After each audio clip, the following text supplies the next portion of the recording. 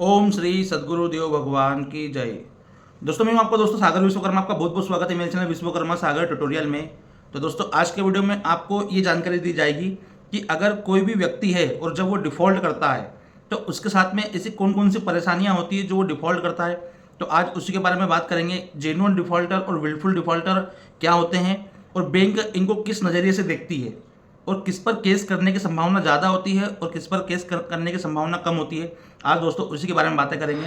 तो दोस्तों अगर आप चैनल पर नहीं तो प्लीज़ चैनल को सब्सक्राइब कर लीजिए ताकि ऐसी वीडियो का नोटिफिकेशन आपके पास में सबसे पहले पहुंचे। दोस्तों वीडियो को ज़रा सा भी स्किप मत कीजिएगा क्योंकि ये जो चीज़ें मैंने देखी है ये मैंने खुद पर भी देखी है कि क्या क्या क्या ये हमारे बारे में सोचते हैं और ये आपको किस नज़रिए से देखते हैं।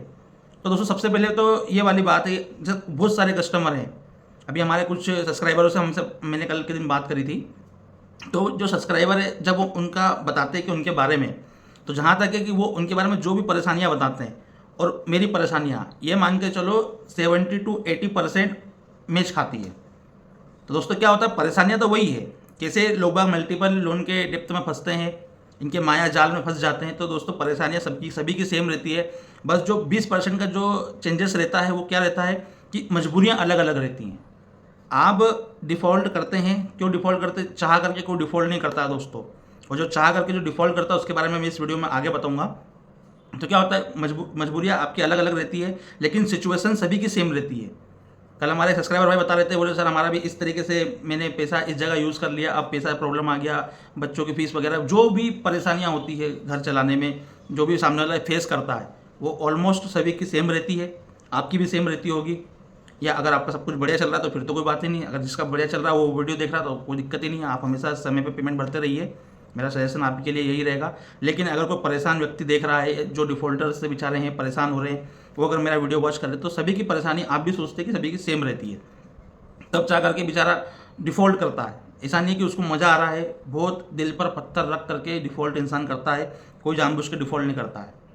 तो सभी की परेशानियाँ तो दोस्तों सेम ही रहती है। अब दूसरी बात क्या है, जेन्युइन डिफ़ॉल्टर और विलफुल डिफ़ॉल्टर को जो बैंक्स होती है, जो एनबीएफसी कंपनियाँ होती है, वो किस नज़रिए से देखती है। सबसे पहले तो आप ये जान लीजिए विलफुल डिफ़ॉल्टर क्या होता है। तो विलफुल डिफ़ॉल्टर वो व्यक्ति होता है जो जानबूझ करके बैंक से पैसा लेता है और उसे डिफ़ॉल्ट करता है। या तो उसके पास में बहुत सारी संपत्तियां हैं, फिर भी उसने बैंक से लोन लिया है, ये इंटेंशन से लिया है कि हम इन बैंक से पैसा ले लेंगे और इनको फिर पैसा नहीं देंगे, तो वो विलफुल डिफ़ॉल्टर्स की कैटेगरी में आते हैं। अब जेन्युइन डिफ़ॉल्टर, ये तो समझना बहुत ज़रूरी है। जेन्युइन डिफ़ॉल्टर कि देखो नाम में जेन्युइन है, यानी कि बेचारे की वाकई प्रॉब्लम है। अब जेन्युइन डिफ़ॉल्टर्स को कैसे समझेंगे अपन, कि अगर आपने कोई बैंक से लोन लिया हुआ है या मल्टीपल बैंकों से लोन लिया हुआ, तो आपने लोन ऐसे तो लिया नहीं होगा।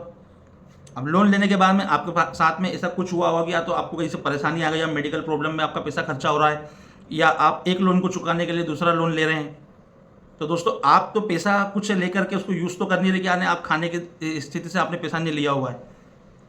आपने पैसा लिया, भरने भी पैसा लिया, दूसरा ऐसी जगह पैसा लग गया कि जहाँ से अब पैसा आना बहुत मुश्किल है।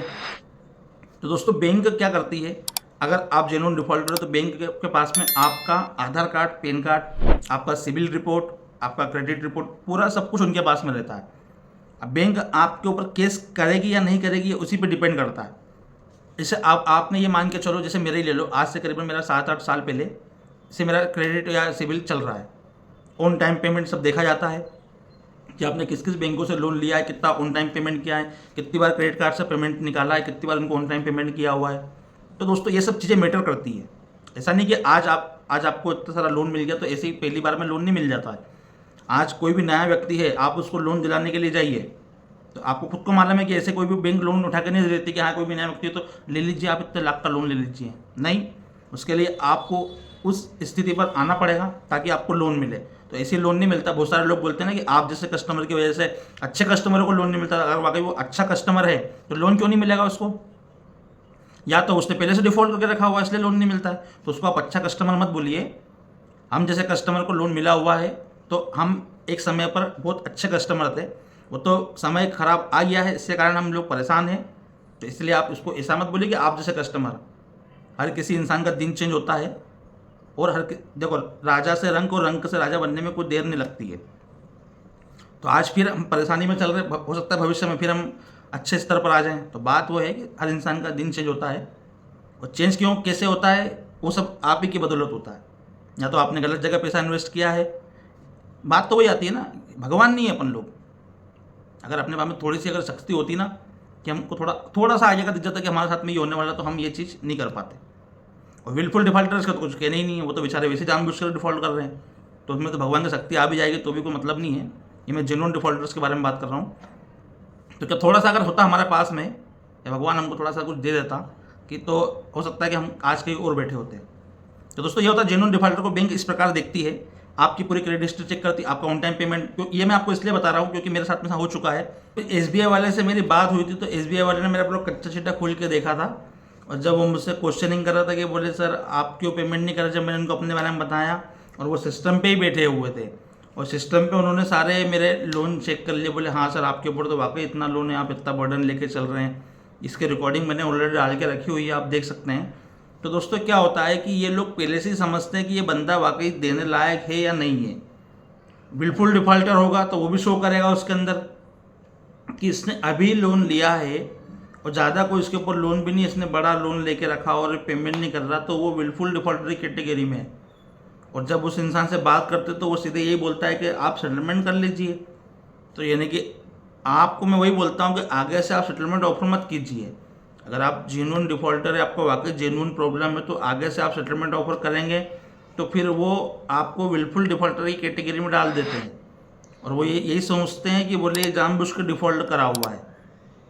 तो मैं आपको वही समझाना चाह रहा हूँ, अगर आपने जेन्युइन डिफ़ॉल्ट किया है, आपका वाकई प्रॉब्लम है और आपके पास पैसा कुछ भी नहीं है, तो आगे से सेटलमेंट ऑफर मत कीजिए इनसे पल्ला छुड़ाने के लिए, नहीं तो प्रॉब्लम आप ही को आनी है, क्योंकि ये लोग समझते हैं कि इनके पास पैसा रखा हुआ है।